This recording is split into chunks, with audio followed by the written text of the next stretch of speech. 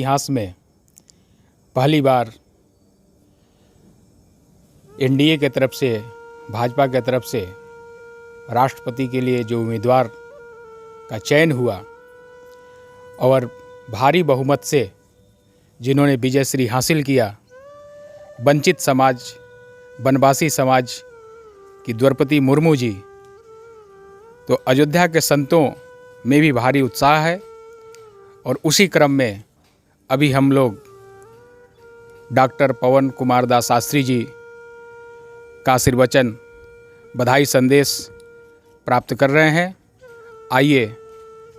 पूज्य शास्त्री जी का विचार श्रवण करते हैं भारत के माननीय राष्ट्रपति मुर्मू जी के लिए। श्रद्धेय श्री द्रौपदी मुर्मू जी हमारे इस महान भारत देश के राष्ट्रपति के रूप में निर्वाचित हुई हैं। इसके लिए अयोध्या संत समिति की ओर से, संपूर्ण अयोध्या समाज की ओर, संत समाज की ओर से और संपूर्ण सनातन धर्मावलंबियों की ओर से उनको कोटशाह हार्दिक बधाई और अभिनंदन है। और ये वो प्रक्रिया है, वह कदम है, इस बात का संकेत है कि प्रभु श्री रामचंद्र जी ने जब राम राज्य की स्थापना का संकल्प लिया था तो सबसे पहले जिस क्षेत्र में जा कर के, जिन वन बंधुओं के बीच में जा कर के और राम राज्य के नींव की पहली ईंट उन्होंने स्थापित किया था, वो उस समाज से आती हैं, उस क्षेत्र से आती हैं, उस देश से आती हैं, उस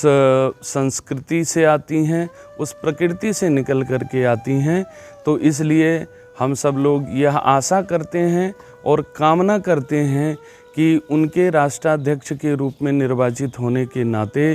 भारतवर्ष पुनः विश्व गुरु की ख्याति को तो प्राप्त करेगा ही करेगा, एक बार फिर से राम राज्य की ओर लौटेगा और पूर्ण रूप से राम राज्य की स्थापना होगी। संपूर्ण देशवासियों, सभी सनातन धर्मावलंबियों, संत समाज और अयोध्या संत समिति की ओर से पुनः एक बार कोटशाह हार्दिक बधाई, धन्यवाद, अभिनंदन।